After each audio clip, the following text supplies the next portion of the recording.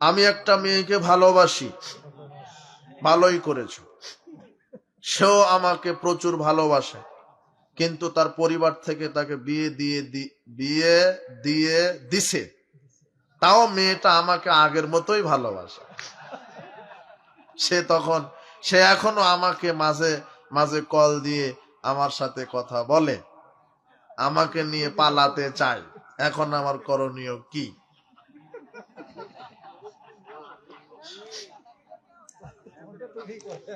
না না না, ওটা বিবাহ হয়ে গেছে। এখন আমি তোমাকে কি বলবো, তুমি ওই মেয়েটার ফোন যদিও দেয় রিসিভ করবে না, আগে যা করেছো পাপ তো হয়েছে, আল্লাহর কাছে ক্ষমা চাও। তুমি এখন নিজে অন্য মেয়েকে বিবাহ করে গেল, বিশ্বাস করো দুনিয়াটা ধোঁকা, তুমি ধোঁকার মধ্যে পড়ে আছো যুবক। দুনিয়া কয়েকদিনে মরে চলে যেতে হবে, তুমি ধোঁকার মধ্যে পড়ো না। ওরকম আরো কত মহিলা আছে, দিনদার মেয়েকে দেখে বিবাহ করে নাও, আল্লাহর উপরে তাওয়াক্কুল করো, ওগুলা ধোঁকাবাজির পিছনে ছোট না। আল্লাহ তোমাকে হেদায়েত দান করুন। তুমি যা করেছো অনেক পাপ হয়েছে, তওবা করো, আল্লাহ ক্ষমা করবে ইনশাআল্লাহ। আর এইদিকে পা বাড়াবে না, স্টপ, এখন থেকে স্টপ, তুমি তওবা করো। তাহাজ্জুদ নামাজে রুকু সেজদা বা শেষ বৈঠকে বাংলা দোয়া পড়া যাবে কি? হ্যাঁ, রুকুতে নয়, সেজদাতে বাংলা দোয়া পড়া যাবে। সেজদাতে বাংলাতে দোয়া করেন, সমস্যা নেই। অজু ছাড়া মোবাইলে কোরআন পড়া যাবে কি? অজু করে কোরআন পড়া উত্তম। নাপাকি দুই ধরনের, বড় আর ছোট। বড় নাপাকি কি? স্ত্রী মিলন, স্বপ্ন দোষ, হায়েজ নেফাস। এই বড় নাপাকি হলে বড় নাপাকি হলে কোরআন স্পর্শ করে বা দেখে পড়া যাবে না। আর ছোট নাপাকি মানে অজু ছিল, পেশাব পায়খানা করে অজু কি হয়ে গেল? নষ্ট, এটা ছোট নাপাকি। এই অবস্থাতে কোরআন দেখে ধরে স্পর্শ করে পড়া যাবে, তবে উত্তম অজু করে পড়া। কথা বুঝেছেন? উত্তম। বারাকাল্লাহ ফিক, রাত হয়ে গেছে অনেক। জানাজার নামে যে কোনো সালাতে পায়ের সাথে পা মিলিয়ে দাঁড়াতে হবে, এটা রাসূল সাল্লাল্লাহু আলাইহি ওয়াসাল্লামের আদেশ। আকিমুস সুফুফা, তোমরা কাতার সোজা করো, সুদ্দুল খালাল, পায়ের সাথে পা মিলিয়ে দাঁড়াও। 3 রাকাত বিতের নামাজ পড়লে যে কোনো সূরা দিয়ে কি পড়া যাবে?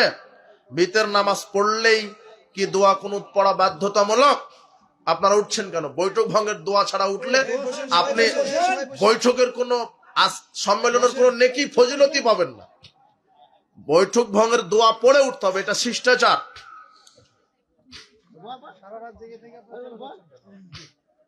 3 রাকাত বিতির পড়লে যে কোনো সূরা দিয়ে পড়তে পারেন, এতে সমস্যা নাই। তবে 3 রাকাত পড়লে সুন্নতি কেরাত আছে, সুন্নতি কেরাত আছে। প্রথম রাকাতে সূরা আলা পড়বেন, দ্বিতীয় রাকাতে আপনি কাফিরুন পড়বেন, তৃতীয় রাকাতে ইখলাস ফালাক নাস পড়বেন। এটা কেরাতে সুন্নাত। এছাড়া যে কোনো সূরা দিয়ে পড়া যায়। আর বিতের নামাজ পড়লেই কি দোয়া কুনুত পড়া বাধ্যতামূলক? না, দোয়া কুনুত পড়া বাধ্যতামূলক নয়। মাঝে মাঝে পড়েন, না পড়লেও বিতের হবে, বাধ্যতামূলক নয়। কেউ যদি অবৈধ টাকা মসজিদে দান করে, সেই টাকা দিয়ে মসজিদের উন্নয়ন কাজ করা যাবে কি? যদি আপনি দেখতে পান নগদ লোকটা হারামখোর, অবৈধ টাকা, তাহলে নিবেন না। আর একজন অবৈধ বা হারাম টাকা দিচ্ছে কিন্তু আপনার জানা নাই, আপনি নিয়ে মসজিদে লাগান। কথা বুঝেননি মনে হয়? ও দিচ্ছে, ওর দান আল্লাহ কবুল করবেন না, কিন্তু আপনি নগদ জানছেন যে এটা সুদের টাকা, ঘুষের টাকা, চুরির টাকা, মানে অবৈধ টাকা, যেটা নগদ স্পষ্ট, সেটা মসজিদে লাগানো যাবে না। আর আপনি জানছেন না কিন্তু হারাম টাকা, আপনার জানা নাই, মসজিদ কমিটির কেউ জানে না, তাহলে ও পাপী হবে। এটা কোনো প্রশ্ন? মেয়ে মানুষ গাভী দহন করলে সেই দুধ খাওয়া যাবে কিনা? এগুলো যে কেউ দহন করতে পারে, মেয়ে, বাচ্চা, ছেলে মেয়ে সবাই। ফরজ নামাজ আদায় করে সুন্নাত নামাজের জন্য কি জায়গা পরিবর্তন করতে হবে, নাকি একই জায়গাতে পড়া যাবে? এর কোনো নাই। ফরজ পড়ার পরে ওখানে সুন্নাত পড়েন বা পাশে গিয়ে পড়েন। বরং রাসূল সাল্লাল্লাহু আলাইহি ওয়াসাল্লাম মসজিদে স্থান নির্ধারণ করতে নিষেধ করেছেন। অনেকে আছে যে জায়নামাজটা ওর জন্য ওখানে, গিয়ে ওখানেই পড়বে প্রতিদিন, না, এটা নিষেধ আছে। বিভিন্ন জায়গাতে পড়বেন আপনি মসজিদের। দোকানে নেশা জাতীয় দ্রব্য, টিভিতে উলঙ্গ মেয়ে নাচিয়ে ব্যবসা করলে ব্যবসা কি হালাল হবে? নেশাদার দ্রব্য ওটা হারাম, ওটা বিক্রি করা হারাম, খাওয়া হারাম। আর ওই নগ্ন নাচ গান করে যে ব্যবসা চালনা করছেন, ওই ব্যবসা টোটালি হারাম হয়ে যাবে। ওটা হারাম, গান বাজনা হারাম, ওর মাধ্যমে যা করা হবে তা হারাম। মসজিদের মাইকে সকল ধরনের ঘোষণা দেওয়া যাবে না, কোনো ঘোষণা, আজান ব্যতীত। অমুকে মারা গেছে, শোক সংবাদ হবে না। ছাগল হারিয়ে গেছে, কেউ পাইলে দিয়ে যাবেন, হবে না। জুতা হারিয়ে, আল্লাহ নবী বলছেন মসজিদে কেউ যদি হারানো বিজ্ঞপ্তি দেয়, তোমরা উল্টা দোয়া করো যে ওটা যেন সে কোনোদিন না পায়। এটা মুসলিমের 1288 নম্বর হাদিস। নাতি ও নাতনিকে ভাই বোন বলে ডাকা কি যাবে? দলিল সহ প্রমাণ চাই। ও তুমি যে দলিল চাইলে, দলিল তো বুখারী মুসলিমের হাদিসে আছে। কত নম্বর যে হাদিস স্মরণ নাই, যে আমাকে ফোন করেন আপনি, বা যে করেছে আমি দলিল দিয়ে দেব। নাতি ও নাতনিকে ভাই বোন বলে ডাকা যাবে না। নাতিকে এই নাতি, এই নাতনি, কথা বুঝেননি? এই বেটা, এই বেটি, বিটির মানে মেয়ের মেয়ে, মেয়ে, বুঝেননি? মেয়ের যে মেয়ে ওটাও আপনার কি মেয়ে, আপনার ছেলের যে ছেলে ওটাও ছেলে। এই বেটা, রাসূল সাল্লাল্লাহু আলাইহি সাল্লাম হাসান হুসাইনকে বলতেন এটা আমার ছেলে। কি হাসান হুসাইন, হাসান হুসাইন নাতি না, হাসান হুসাইনকে রাসূল সাল্লাল্লাহু আলাইহি সাল্লাম বলতেন এটা আমার ছেলে, কেননা ফাতেমার কি ছেলে, তাহলে নানারও কি ছেলে। কথা বুঝেছেন? হাদিস আছে, ছেলে। হ্যাঁ, এই বেটা এদিকে আসো, অন্তত নাতি বা নাতিকে এই নাতি, এই নাতনি, কিন্তু ভাই বোন বলা যাবে না। ওটা ভাই বোন কেন? ভাই বোন তো যে এক মায়ের দুই ভাই, ওটা ওরা ভাই। এক মায়ের দুই বোন, ওরা বোন, ওরা ভাই বোন। মানুষের মাঝে টাকা ধার কর্জ দিলে কি কোনো নেকি হবে? হ্যাঁ, 1 টাকা দান করলে 10 নেকি, আর 1 টাকা ধার দিলে 18 নেকি। আর আল্লাহ নবী বলছেন যদি অসহায় মানুষ ধার নেয়, কারা? যারা অসহায়, এই অসহায় মানুষকে আপনি যদি সচ্ছল হন তাহলে একটু অবকাশ দিবেন। অনেকে বলে আসলে অভাবে স্বভাব নষ্ট হয়, তাই না? বলে ভাই 5,000 টাকা দেন, আমি 5 তারিখে দিয়ে দিব। আসলে 5 তারিখে দিতে পারবে না, কিন্তু আর এত প্রয়োজন যাতে করে আপনি দেন, এই জন্য তারিখ বলে দিয়েছে, তাই না? যে দেখ 5 তারিখে দিবে, তাহলে আমি দিয়ে দিই। কিন্তু থামেন, 5 তারিখে এই আশা আপনি 5,000 দিয়েছেন, কিন্তু আসলে আপনি জানেন লোকটা একেবারে অসহায় গরিব।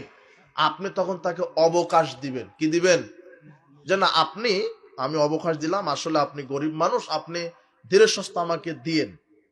রাসূল বলছেন যদি কেউ কাউকে ধারের টাকা অবকাশ দেয়, 1 টাকা সমান প্রতিদিন 1 উহুদ পাহাড় সমান নেকি। বুঝেননি মনে হয় কথা? তাহলে 5,000 টাকা একদিন অবকাশ দিলেন, 5,000 উহুদ পাহাড় সমান নেকি। বোঝেননি কথা? আর যদি খুব দয়াবান হন, বলেন আপনার দেওয়া লাগবে না, মাফ করে দিলাম। কোরআনে আল্লাহ বলছেন কেউ যদি ধারের টাকা মাফ করে দেয়, আমি আল্লাহ তার বিগত সব পাপ ক্ষমা করে দেব। কিন্তু এই ফতোয়া নেওয়ার পরে আবার সুবিধা নিয়েন না যারা ধার নেন। কথা বুঝেননি? অন্তর কে জানে? আপনি দিতে পারেন, ধারের টাকা পরিশোধ করতে পারেন, তারপরও দিচ্ছেন না, আপনি জালেম হয়ে যাবেন। কথা বুঝেছেন? কিন্তু আপনি আসলেই দিতে পারছেন না, এটা বিবেচনায় রাখবেন। বারাকাল্লাহ ফিকুম, জাযাকুমুল্লাহ খায়ের। 1টা বেজে গেছে, আমি বৈঠক ভঙ্গের দোয়া বলি এখন। হ্যাঁ, সুবহানাকা আল্লাহুম্মা ওয়া বিহামদিকা আশহাদু আল্লা ইলাহা ইল্লা আনতা আস্তাগফিরুকা ওয়া আতুবু ইলাইকা।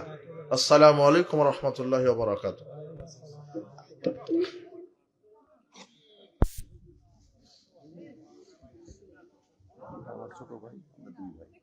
তাই মানুষ তার সম্পদের নিরাপত্তা পেত, নারী তার সতীত্বের নিরাপত্তা পেত, কিন্তু আল্লাহর আইন বাদ দিয়ে মানুষের আইন দিয়ে এগুলি সম্ভব নয়। আমার বুদ্ধি, আমার বিবেকের অভাবে আমি আপনাকে বুঝাতে অক্ষম, জাতিকে বুঝাতে অক্ষম। মানুষের স্রষ্টাকে, মানুষের কোনটাতে ভালো কোনটাতে কালো বুঝবেন কে? কিন্তু ওই দায়িত্ব আমরা নিয়েছি। আমরা মানুষের ভালো করতে গেছি, কিন্তু আমার স্রষ্টাই তো আল্লাহ, তাহলে আমার কিসে ভালো এটা বুঝবেন কে? কিন্তু আমি আল্লাহর দিনকে, আল্লাহর বিধানকে বাদ দিয়ে আমার রচনা করা, মানুষের রচনা করা আইন দিয়ে মানুষকে চালাচ্ছি। ডেমোক্রেসির তো এটাই মূল সূত্র। Democracy is the government of the people, by the people and for the people. গণতন্ত্র ওই সরকার ব্যবস্থা, কোন সরকার ব্যবস্থা? যেই রাষ্ট্র মানুষের আইন দিয়ে মানুষ পরিচালিত হবে, এটা হলো গণতন্ত্র। মানুষ পরিচালিত হবে কার বিধান দিয়ে? আল্লাহ। আল্লাহর বিধান যদি সংসদে কায়েম করা হয়, কি? কোরআন। হত্যার বদলে হত্যা, আল্লাহ বলছেন হত্যার বদলে কি? হত্যা। আপনি একজনকে হত্যা করেছেন, আপনার কি বিচার হবে? হত্যা। এটা কার আইন? এই আইন কি আছে? বরং যে হত্যাকারী, হত্যাকারীর পকেটে মামু খালু সব রেডি। ওসি হত্যাকারীর পকেটে। হত্যাকারী তোমার হলো সরকারের লোক। কথা বুঝনি মনে হয় তুমি? কথা কি বুঝেছ? কিন্তু আল্লাহর আইন যদি থাকতো, তাহলে যে হত্যা করেছে তাকে হত্যা করো। আল্লাহ নিজে বলছেন ওয়াকাতাবনা আলাইহিম ফিহা, শোনো আমি মানুষের জন্য বিধান দিয়ে দিয়েছি। কি বিধান? আন্নান নাফসা বিন নাফস, হত্যার বদলে হত্যা, ওয়াল আইনা বিল আইনে, চোখের বদলে চোখ, ওয়াল আনফা বিল আনফে, কানের নাকের বদলে নাক, ওয়াল উজুনা বিল উজুনে, কানের বদলে কান, ওয়াস সিন্না বিস সিন্নে, দাঁতের বদলে দাঁত, ওয়াল জুরহা কিসাস, জখমের বদলে জখম। এটা কার আইন? আল্লাহ। এই আইন যদি সংসদে বাস্তবায়ন করা হয়, হত্যা থাকবে? খুন থাকবে? মানুষ গুম হত্যা থাকবে? থাকবে না। বিচার হবে, যেই হত্যা করেছে তার বিচার হবে। আল্লাহ কোরআন বলছেন সারিক সারিকাত ফাকতাউ আইদিয়াহুমা, চোর এবং চুন্নিকে ধরো, হাত কেটে দাও। কি আল্লাহর আইন? কি? চোর এবং চুন্নিকে ধরে কি কেটে দেওয়া? হাত কেটে দাও। চোর থাকবে? চোর থাকলেও কি থাকবে না? আর হাত থাকলে কি থাকবে না? কথা বুঝেননি মনে হয়। সর্বপ্রথম হাত কাটা হবে তোমার নেতার। তোমার পিয়ন 400 কোটি টাকার মালিক, তুমি বুঝো না? তাহলে তোমার এমপির কি অবস্থা? এই জন্য এরা ইসলাম কায়েম করবে না, কেন ওদেরই হাত থাকবে না। আল্লাহর আইন কায়েম করো, কিন্তু বৈষম্যমূলক বিচার। সরকার দলের লোকেরা যদি পাহাড় পরিমাণ অপরাধ করছে, তাদের কোনো কি নেই? বিচার নাই। নিজের দলের লোকেরাই গাড়ি পোড়ায়, অপরাধ হয় বিরোধী দলের লোকদের।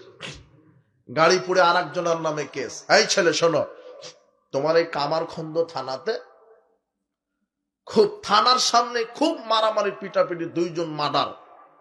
ওই তারিখে তুমি ছিলে চট্টগ্রাম। কোথায়? তুমি বিরোধী দলের লোক বললে তুমি ওই কেসের 1 নম্বর আসামি। তুমি শুধু অন্য পার্টির দল করো। কথা বুঝনি মনে হয়? এই জন্য তুমি কি 1 নম্বর? কি তুমি? এটা হলো গণতন্ত্র। গণতন্ত্র হলো মিথ্যাতন্ত্র, ধোঁকাতন্ত্র, চুরিতন্ত্র, বাটপাড়িতন্ত্র, দুর্নীতিতন্ত্র, গুমতন্ত্র।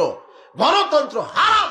কোন মুসলমানের বাচ্চা এই খ্রিস্টানের আব্রাহাম লিঙ্কনের কাল্পনিক পদ্ধতি, এই গণতান্ত্রিক মতবাদের উপর ভিত্তি করে 1 সেকেন্ড রাজনীতি করতে পারে না। এটা হারাম, হারাম, কুফরি এবং শিরক। কথা বুঝেছেন? এটা একটা ধোঁকাতন্ত্র, জাতিকে ধোঁকা দিচ্ছে। সাবধান। আল্লাহর আইন কায়েম করুন, ইসলামী খেলাফা, ইসলামী শরিয়া ভিত্তিতে দেশ চালান। মানুষ তার জীবনে নিরাপত্তা পাবে, সম্পদের নিরাপত্তা পাবে। চুরি করলে কি কেটে দিতে হবে? কার বিধান? হাত কেটে দাও। এটা কার বিধান? হাত কেটে। সুর থাকবে? সুর থাকলে কি থাকবে না? হাত। আর হাত থাকলে কি থাকবে না? চোর। আপনার সম্পদের গ্যারান্টি হলো কিনা? বুঝছেন মনে হয় কথা? কার বিধান কায়েম করার কারণে সম্পদ আর কেউ চুরি করতে পারলো না? আল্লাহ। ডাকাত বেড়ে গেছে, ছিনতাইকারী বেড়ে গেছে। আজকে রাস্তায় রাস্তায় ডাকাত ছিনতাইকারী, মানুষ তার জান এবং মাল নিয়ে নিরাপত্তা এখন চলতে পারছে না। আপনি Kuwait, Qatar, Malaysia, Bahrain, Saudi, America, Britain এই দেশ থেকে আসছেন, ঢাকা এয়ারপোর্টে নেমেছেন, আপনার এই সিরাজগঞ্জ কামারখন্দতে আসবেন, রাত 2টা বেজে গেছে, ব্রিফকেসে আছে 5 কোটি টাকা, 10 ভরি স্বর্ণ ব্রিফকেসে আছে। রাত 2টাতে আপনি আসবেন গাড়িতে, প্রাইভেট কারে করে, আপনার ঢাকা বিমানবন্দর থেকে কামারখন্দ থানাতে আসবেন। আজকে আসবেন, বাংলাদেশের কোন নেতা, কোন প্রশাসন আপনার এই সম্পদ নিরাপত্তা দিতে পারবে না। কেন পারবে না? এখানে আল্লাহর আইন বিধান নাই, মানুষের বিধান আছে, তাই পারবে না। আল্লাহর বিধান যদি সংসদে থাকতো, তাহলে আপনি রাত 2টাতে ঢাকা বিমানবন্দর থেকে নেমে 5 কোটি টাকা নিয়ে কামারখন্দতে আসতেন, কোন চোর, ডাকাত, ছিনতাইকারী আপনার ব্রিফকেস নয়, আপনার শরীরে টাচ করার ক্ষমতা রাখতো না, শুধু ফেল করে তাকাতো। দেখবেন আল্লাহর বিধান যদি থাকতো, আল্লাহ বলছেন কোরআনে, ছিনতাইকারী, ডাকাত যারা, এরা যদি মালিককে না মেরেই শুধু এমনিতেই অর্থটা নিয়েছে, অর্থ, মালিকের কোনো ক্ষতি করেনি, মালিকের নিকট থেকে অর্থ নিয়েছে, তখন আল্লাহ বলছেন আজীবন জেলখানায় দিয়ে দাও, না হলে দেশ ছাড়া করে দাও। এটা কার বিধান? আর ব্রিফকেস থেকে টাকা নেওয়ার সময়তে ডাকাত যদি মালিকের শরীরে ছুরি দিয়ে বা লাঠি দিয়ে আঘাত করে, হাত কেটে দিয়েছে, পায়ে আঘাত করেছে, তখন আল্লাহ বলছেন এই ডাকাত ছিনতাইকারীকে রাষ্ট্র ধরবে, আর কি করবে? হাত পা উল্টা করে কেটে দিবে। কি করে কেটে দিবে? উল্টা। বাম হাত কাটলে ডান পা, কথা বুঝুনি? ডান হাত কাটলে বাম পা। শুধু ছিনতাইকারী মালিকের শরীরে স্পর্শ করেছে, করে ছিনতাই করেছে, তখন আল্লাহ বলছেন যেহেতু মালিকের গায়ে হাত দিয়েছে, কাজে ডাকাত ছিনতাইকারীর হাত পা রেখো না। এটা কার বিধান? এবারে যদি কোনো ডাকাত ছিনতাইকারী মালিককে হত্যা করে সম্পদ চুরি করে, সম্পদ নিয়ে নেয়, ছিনিয়ে নেয়, তখন আল্লাহ বলছেন ডাকাতকে ব্রাশ ফায়ার করে মেরে শেষ করে দাও। এটা কার বিধান? এই বিধান যদি সংসদে থাকে, তোমার এই মামু খালু থাকবে না, এই ডাকাত থাকবে না, এই ছিনতাইকারী থাকবে। 5 কোটি টাকা নিয়ে আপনি আসবেন, ডাকাত দূর থেকে শুধু চেয়ে দেখবে, কিন্তু কাছে যেতে পারবে না, গেলেই কি। কিন্তু যারা ডাকাতি করে তারাই দলের লোক, তারাই কিসের লোক? তোমার নেতা ওই ডাকাতের কিছু পার্সেন্টেজ পায়। তোমার নেতাকে আগেই বলে দিয়েছে, নেতাজি আমরা 100 জন আছি এই কাজে, এই যে তরবারি, এই যে সব, আমরা 1 মাসে যত ডাকাত ছিনতাইকারী করবো একটা পার্সেন্টেজ আপনি পাবেন। সবচেয়ে বড় ডাকাতি হলো তোমার নেতা। আল্লাহর বিধান। কার বিধান? তোমার বোন রাত 2টাতে ঢাকা থেকে আসবে, এখানে একাই পায়ে হেঁটে আসবে, রাত 2টায়। যুবকেরা ফেল করে চেয়ে থাকবে, তোমার বোনের গায়ে হাত দিতে পারবে না। কেন? আল্লাহর বিধান আছে। আল্লাহ বলছেন বিবাহের পরে যদি কেউ জেনায় লিপ্ত হয়, তাহলে লক্ষ জনতার সামনে বুক পর্যন্ত মাটিতে গেড়ে তাকে পাথর মেরে কি করে ফেলো। আর বিবাহের পূর্বে যদি কোনো নারী পুরুষ জেনায় লিপ্ত হয়, তাহলে তাকে 100 লাঠি পিটে 1 বছর এলাকা ছাড়া করো। কার বিধান? লুচ্চামি থাকবে বাংলাদেশে? না, এটাই হলো আল্লাহর বিধান। শ্রমিক তার কাজের পূর্ণ মূল্য পাবে, মেয়েরা, নারীরা তাদের অধিকার ফিরে পাবে, রিক্সা চালক, ভ্যান চালক তাদের অধিকার ফিরে পাবে, কৃষক তার দ্রব্য মূল্যের পূর্ণ প্রতিদান পাবে, যদি কার বিধান কায়েম হয়? আল্লাহ। এটা হলো আল্লাহর বিধান। এই জন্য আল্লাহ বলছেন লা তুশরিক বিল্লাহ, আল্লাহর সাথে শিরক করো না। এরপরে লোকমান হাকিম তার ছেলেকে বলছেন ছোট হোক আর বড় হোক কোনো পাপ করো না, সব পাপ আল্লাহ উপস্থিত করে দেখাবেন। এই যে পরিবারকে কার ভয় দেখালেন? আল্লাহর। আব্বু ছোট পাপ করো, বড় পাপ করো, আল্লাহ উপস্থিত করে দেখাবেন। তা যদি থাকে আকাশে, তা যদি জমিনে, তা যদি থাকে পাথরের নিচে, ইয়াতি বিহাল্লাহ, আল্লাহ তা উপস্থিত করে দেখাবেন। কাজেই তুমি কোনো গুনাহের কাজ করো, এইভাবে আপনি আপনার পরিবারকে আল্লাহর ভয়, পরকালের ভয়, জাহান্নামের ভয়, কবরের ভয় দেখাবেন। এরপরে লোকমান হাকিম বলছে, ইয়া বুনাইয়া আকিমিস সালাহ, কি আদায় করো? সালাত। এই যে বাপ দেখেন, বাপ তার ছেলেকে বলছে সালাত, সালাত আদায় করো। এরপরে বলছো ভালো কাজের আদেশ দাও, মন্দ কাজের নিষেধ করো। মানুষকে তুচ্ছ ভেবো না, অহংকার করে দাম্ভিকতার সাথে জমিনে চলো না, মুখের ভাষা কঠোর হয়েও না, আওয়াজ করে কথা বলো না। এইভাবে উপদেশ দিচ্ছেন। দেখেন, আদর্শ পরিবার গঠন করছেন। ছেলে মেয়েকে দিয়ে শিরক করাবেন না। খানকা, মাজার, ওরস, দরগা, পীর এগুলিকে মূল্যায়ন করা, পূজা করা শিরক। তাবিজ ঝুলানো শিরক, এগুলি বড় বড় শিরক, ঈমান চলে যাবে। মাজারে 10টা টাকা দিলে বালা মুসিবত দূর হয়, এই আকীদা শিরক। পীর সাহেব কবরে জীবিত থেকে কল্যাণ অকল্যাণ করতে পারে, আকীদা শিরক। পীর সাহেব মারা যাননি, আকাবিররা মারা যান না, পীর কবরে জীবিত আছে, আকীদা শিরক, সে ইসলাম থেকে খারিজ হয়ে যাবে। পীর মানুষের পাপ ক্ষমা করতে পারে, পীর সুপারিশ করে জান্নাত দিতে পারে, পীরের মাজারে গরু খাসি মানত করলে বালা মুসিবত দূর হয়। এই আকীদাগুলি কি? শিরক। তাবিজ ঝুলানো শিরক। গলায়, হাতে, কোমরে তাবিজ আছে, আজকে খুলে ফেলান। আল্লাহর নবী বলছেন, মান আল্লাহকে তামিমা ফাকাদ আশরাকা, যে ব্যক্তি তাবিজ ঝুলালো সে শিরক করলো। যে ব্যক্তি তাবিজ ঝুলালো সে শিরক করলো। পরিবারকে আদর্শ করুন, পর্দায় রাখুন, হালাল ইনকাম করুন, 5 ওয়াক্ত সালাত শিখিয়ে দিন। পরিবার যেন শিরক না করে। আপনার ছেলে, আপনার মেয়ে শিরক করবে না, আপনি শিরক করবেন না, আপনার পরিবার শিরক করবে না, আপনি তাওহীদের উপরে থাকেন। শোনেন, কোরআন মাজিদ আল্লাহ 2 জন নারীর কথা তুলে ধরেছেন। 2 জন নারীর কথা তুলে ধরেছেন। 2 জন নারীর বক্তব্য আল্লাহ বলছেন, শোনো, দরাবাল্লাহু মাসালান লিদামান ইমরাতা ফিরাউন, আমি জাতির জন্য ফেরাউনের স্ত্রীর উদাহরণ দিলাম। ফেরাউনের স্ত্রী মানে সবচেয়ে স্বৈরাচারী বদমেজাজি ছিল ফেরাউন তার স্ত্রীকে 4 হাত পায়ে পেরেক মেরে উত্তপ্ত বালুর উপরে রেখে বুকের উপরে পাথর চাপা দিয়ে বলছে, বলো আমি তোমার রব। তখন ফেরাউনের স্ত্রী বলছেন, আপনি আমার রব নন, আমার রব আল্লাহ। আপনার রব আল্লাহ। রব is ক্বালাত Rabbi Ibni Li ইনদাকা বাইতান feel জান্নাহ। ফেরাউনের স্ত্রী বলছেন, আল্লাহ তুমি দেখছো আমার স্বামী আমাকে কত কষ্ট দিচ্ছে, তুমি আমার রব, তুমি আমার প্রতিপালক, দেখো তোমার নিকটে আমার জন্য জান্নাতে একটা ঘর তৈরি করে রাখো। তখন আল্লাহ জিবরাইলকে বলছেন, জিবরিল, ওই যে দেখো ফেরাউনের স্ত্রী আসিয়ে কত কষ্ট দিচ্ছে, আমার সাথে কাউকে শিরক করেনি, আমাকে রব মেনেছে, আমার আনুগত্য করে, কাজেই তার জানটা, আত্মাটা বের হওয়ার পূর্বেই তুমি দুনিয়াতেই তার চোখের সামনে আমার জান্নাতটা তুলে ধরে রেডি করে রাখো।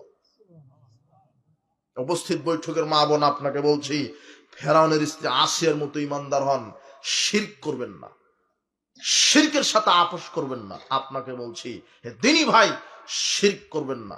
ফেরাউনের স্ত্রী আসিয়া, ফেরাউন কাফের, স্ত্রী মুমিনা, জান্নাত তার জন্য রেডি। এই জন্য আলেমের সন্তান হলেই যে সে আলেম হবেই নয়। কত নবীদের স্ত্রী জাহান্নাম। লূত আলাইহিস সালাম নবী, তারপর তার স্ত্রী কোথায়?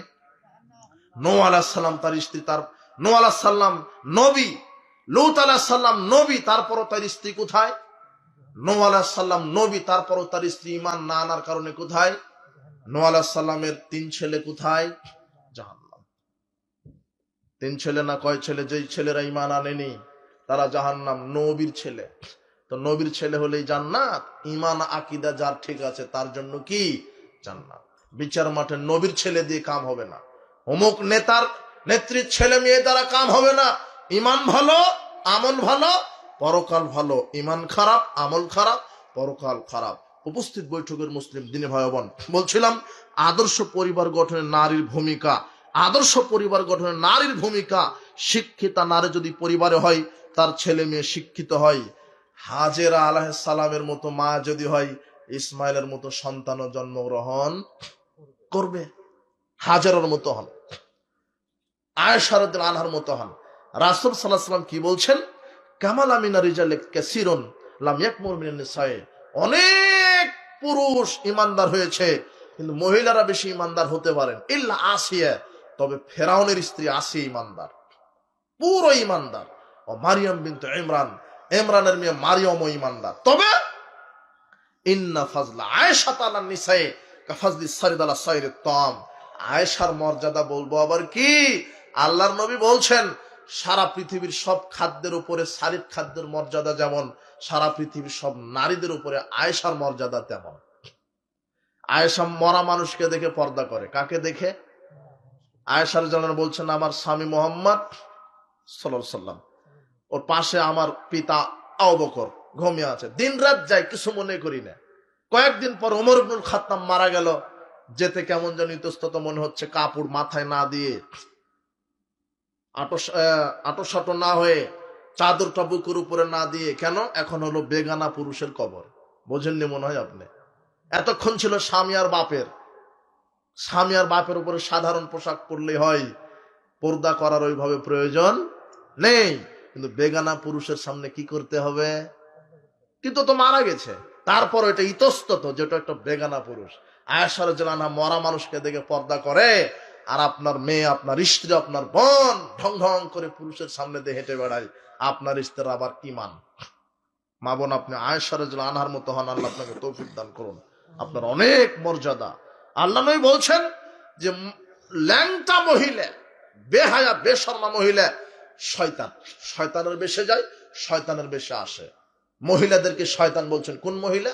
যারা উলঙ্গ হয়ে বেহায়া পড়ে চলে, স্বামীর আনুগত্য করে না। খাদিজা রাদিয়াল্লাহু তাআলা আনহা কি শয়তান? না, খাদিজা রাদিয়াল্লাহু আনহাকে শয়তান বলেননি। খাদিজা রাদিয়াল্লাহু আনহা এত ভালো মানুষ, এত সুন্দর মহিলা, এত স্বামী ভক্ত, স্বামীর খেদমত করত।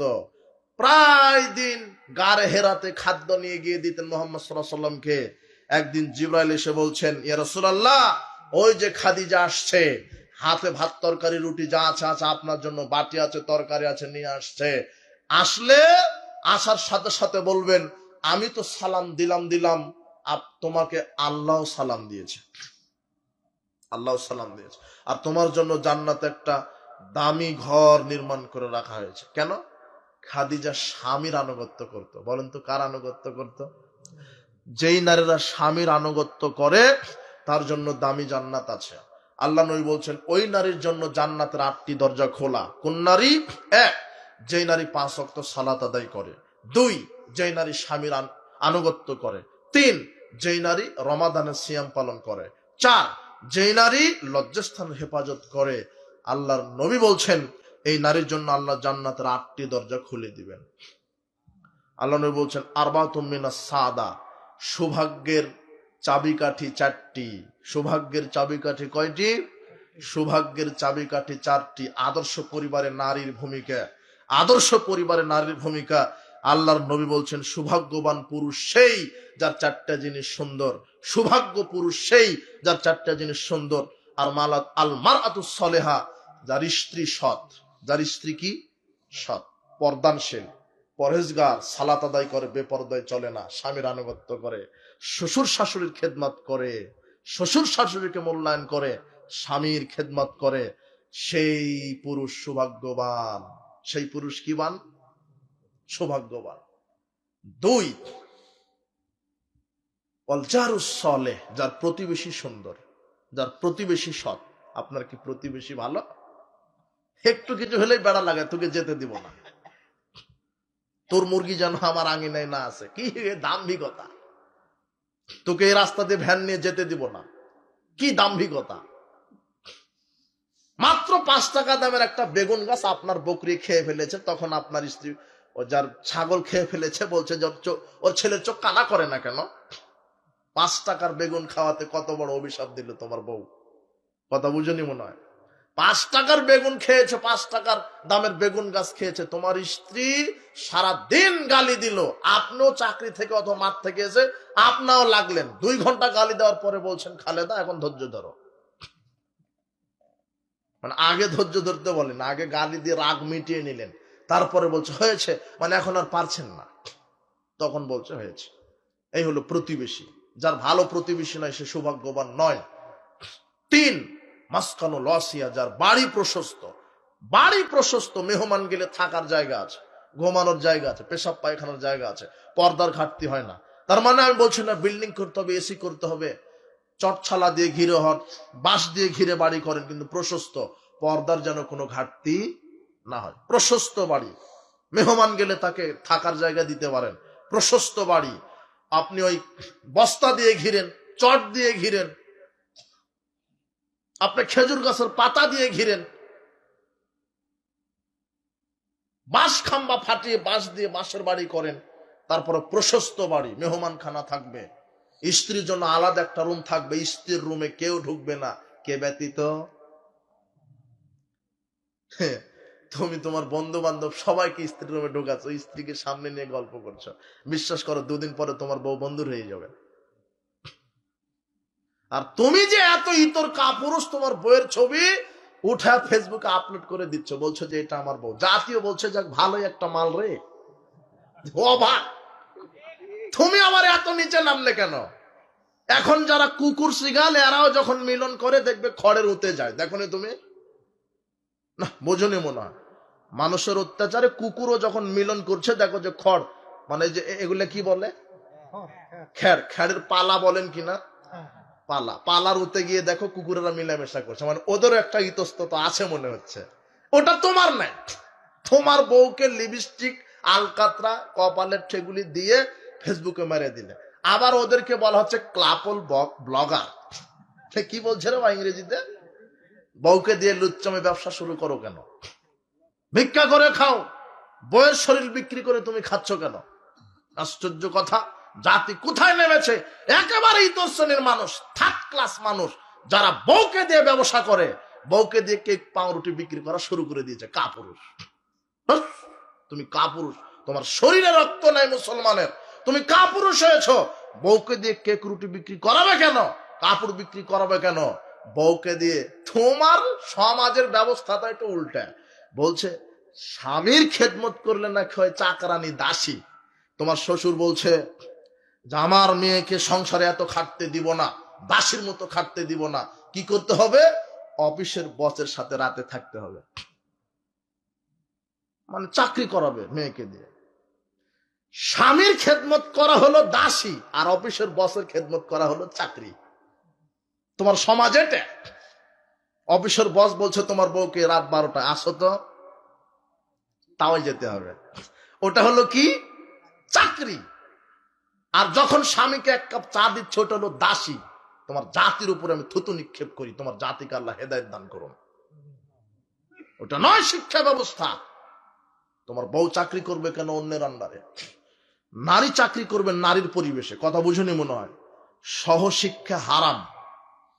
পুরুষের সামনে 10 জন মহিলা পড়বে, এই শিক্ষা হারাম। নারী, ছেলে মেয়ে একই ক্লাসে থেকে শিক্ষা নিবে, এই শিক্ষা হারাম। মেয়ের শিক্ষিকা মেয়ে, বোঝনি মনে হয় তুমি কথা? মেয়ের সামনে থাকবে মেয়ে। অফিস আদালতে একই জায়গাতে চা খাচ্ছে, ঢং ঢং করে হাসছে, কত গল্প বলছে, ভাবি আজকে কি গোসল দিয়েছেন সকালে? বাহ, কোথায় চলে গেছে তোমার অফিস চাকরি? তুমি বুঝনি মনে হয় তুমি কথা? অবাক কথা। স্বামী কি আপনাকে সময় দেয়? মানে ও দিবে, আপনি আবার হাসছেন কেন? আমার কথার পিছনে, প্রত্যেকটা কথার পিছনে সত্যতা আছে তো বেটা। ওটাই হলো নিজের পায়ে খাড়ানো। আর স্বামীর খেদমত করা নাকি গোলামি? ওটা তোমার শ্বশুর না কুকুর? ওটা তোমার শ্বশুর না? বলো তো ওটা কে? খুব খারাপ লাগছে তা না, কিন্তু কথা তো এটাই। তুমি তোমার বউকে দিয়ে অন্য পুরুষের গোলামি করাবে না, ভিক্ষা করে খাও, কথা বুঝনি মনে হয় তুমি? হ্যাঁ, নারীর পরিবেশ হলে চাকরি করুক, সমস্যা নাই। সাবধান, জাতি ভুল পথে আছে, আল্লাহ তোমাকে বোঝার তৌফিক দান করুন। সৌভাগ্যবান পুরুষ সেই যার স্ত্রী সুন্দর। তুমি ওই শুধুই চামড়া সাদা দেখে ক্রাশ খেয়ে যেও না। পরিবার দেখো, তার মা দেখো, খালা দেখো, তার ফুপু দেখো। তার মা, খালা, ফুপু যদি ভালো হয়, এও ভালো হবে। আল্লাহ নবী বলছেন যেই নারী বেশি বাচ্চা দিতে পারে তাকে বিবাহ করো। তো তুমি বিবাহ করলে না, বাচ্চা কম দিবে বেশি দিবে, এটা কিভাবে বুঝবে? তার মানে আল্লাহ নবী বলছে তার মাকে দেখো, তার মার যদি 10টা হয়, এর কয়টা হবে? বোঝনি মনে হয়? তাজাওয়াজুল ওয়াদুদুল ওয়ালুদা, যেই নারী বেশি বেশি বাচ্চা দিতে পারে, স্বামীকে প্রেম ভালোবাসা দিতে পারে, এই নারীকে বিবাহ করো। ফাইন্নী মুকাসিরুম বিকুল উমামা, আমি মুহাম্মদ সাল্লাল্লাহু আলাইহি ওয়াসাল্লাম বিচার মাঠে গর্ব করব যে আমার উম্মতের সংখ্যা সবচেয়ে বেশি। ওই নারীকে বিবাহ করো যেই নারী বেশি বেশি বাচ্চা দিতে পারে। কিন্তু তোমার শিক্ষা ব্যবস্থা বলছে দুটির বেশি নয়, একটি হলেই ভালো হয়। যে বলছে, যে খাতাতে বইয়ে এটা লিখেছে, ও যদি ওর বাড়িতে যদি ছাগল থাকে, পেটে যদি বাচ্চা থাকে, ও তখন বলছে আল্লাহ ছাগলের 6টা বাচ্চা দিও, নিজের একটা, আর ছাগলের কয়টা? মানে নিজেই প্রমাণ করছে যে ছাগলের চাইতে ওর দাম কি কম। ছাগলের 6টা চায়, নিজের কয়টা চায়? অথচ সন্তান হলেই বেশি, বেশি হলেই লাভ। 10টা সন্তান আপনার, একটা ফুটবল টিম হয়ে গেল, আপনাকে দিয়ে কয়টা? 11টা। ক্ষমতাও আপনার, গোটা কামারখন্দ থানা আপনার, কেউ সামনে আসবে না। ওরে বাবা, 11 জন, বোঝেননি মনে হয় কথা? শক্তি বেশি, টাকাও বেশি। 5 জন বিদেশে আছে, কুয়েত, কাতার, বাহরাইন, সৌদি। 5 জন, মাস গেলে 1.5-2 লক্ষ টাকা, 10 লক্ষ টাকা এক মাসে অ্যাকাউন্টে। টাকাও বেশি, কথা বোঝেননি মনে হয়? ক্ষমতা বেশি, টাকাও বেশি। আবার 10টার মধ্যে 2টা দুধ খেতে খেতে মারা গেছে। আল্লাহ নবী বলছেন যে দুধের বাচ্চা, ছোট শিশু যদি মারা যায়, তাহলে ওই ছোট বাচ্চা বিচার মাঠে পিতা মাতার কাপড় ধরে টেনে নিয়ে জান্নাতে চলে যাবে। জান্নাতও বেশি। নিয়েছেনই একটা। আবার বলছে ধনির দুলেল, গাঁজা ছাড়া খায় না। মানে একটা ধনির দুলেল। ও বলছে আব্বা সুজুকি জিক্সার কিনে দিতে হবে, না হলে ফাঁসি দিয়েছি। কিন্তু মানে আপনিও কাপুরুষ, একটাই তো ছেলে, যা বলছে তাই শোনা লাগবে। এখন ছেলের কাছে হয়ে গেছেন আপনি কাপুরুষ। একটাই ছেলে, কিছু বলতেও পারেন না। কথা বুঝেননি মনে হয়? ধনির দুলেল, ও হচ্ছে সবচেয়ে বড় চুর, বাটপার। সাবধান। আল্লাহ নবী বলছেন বেশি বেশি সন্তান নাও, দুনিয়াতে লাভ, পরকালেও লাভ। সর্বশেষ মহিলাদেরকে অনেক কথা। সর্বশেষ কথা কি? আল্লাহ নবী বলছেন আমি কি তোমাদেরকে বলবো জান্নাতি কারা? বলেন, নবী জান্নাতি, শহীদগণ জান্নাতি, সত্যবাদী জান্নাতি, নবজাতক শিশু জান্নাতি। ওই নারীরাও বেশি বেশি জান্নাতি। কোন নারী? 3টে গুণ থাকলে ওই নারী জান্নাতে যাবে। 1, স্বামীর আনুগত্য। 2, স্বামীকে তৃপ্তি, প্রেম ভালোবাসা দেওয়া। 3, বেশি বেশি সন্তান দেওয়া। যেই নারী এই 3টা কাজ করতে পারবে, আল্লাহর নবী বলছেন ওই নারীরাও বেশি বেশি জান্নাতে যাবে। বেশি বেশি সন্তান নেবেন। স্ত্রীকে বলবেন যে ওয়াজ আজকে শুনে আসলাম, কমপক্ষে 8টা নিতে হবে। যদি বলে পারবো না, বলবেন যে তাহলে আরেকটা বিবাহ করব। তখন বলবেন না, 16টা দেওয়ার জন্য রেডি। বারাকাল্লাহ ফিকুম, জাযাকুমুল্লাহ খায়ের। কি ছিল, প্রশ্ন আছে নাকি? হ্যাঁ, সানাউল্লাহ মন্ডল 3000 টাকা বাকি। বারাকাল্লাহ ফিক, আলাইকুম আলাইকুম। আব্দুল বাকি, হ্যাঁ আব্দুল কাফি, আচ্ছা 1 মণ ধান। বারাকাল্লাহ ফিক, আলাইকুম আলাইকুম। আপনার মাদ্রাসা সম্পর্কে কিছু বলবেন? হ্যাঁ, আমার প্রতিষ্ঠিত মাদ্রাসা আছে টাঙ্গাইল ঘাটাইল, দারুল হাদিস আর সালাফ ইসলামী কমপ্লেক্স। আমারও বড় লোভ, স্বাদ যে এই দেশের মাটিতে সহিহ আকীদা মানহাজের নির্ভরযোগ্য একটা প্রতিষ্ঠান গড়ব ইনশাআল্লাহ। সেটা হচ্ছে কাজ। এখনো মাদ্রাসা প্রতিষ্ঠিত হয়ে গেছে, প্রায় 1.5 বিঘা জমির উপরে মাদ্রাসা। ক্লাস 1 থেকে 6 পর্যন্ত আছে। আরবি, উর্দু, বাংলা, জেনারেল সব সমন্বয় শিক্ষা ব্যবস্থা যোগ্য শিক্ষক মন্ডলী দ্বারা পরিচালিত হয়। আবাসিক, অনাবাসিক, হেফজখানা। ভর্তি এই জানুয়ারি মাস পর্যন্ত নেওয়ার ভর্তি কার্যক্রম চলছে এখনো। তো আপনারা দোয়া করবেন অন্তর থেকে আমার প্রতিষ্ঠান যেন আল্লাহ কবুল করে। এই তো যমুনা সেতু পার হলে, ঘাটাইল সীমানাতে পড়েছে, কিন্তু যমুনা সেতু পার হলেই দেখবেন বাম দিকে লেখা আছে ভুয়াপুর থানা। ভুয়াপুর থানার থেকে 1.5 কিলোমিটার গেলে আমার প্রতিষ্ঠান। মানে তার মানে যমুনা সেতু পার হলে 13-14 কিলোমিটার গেলেই আমার প্রতিষ্ঠান।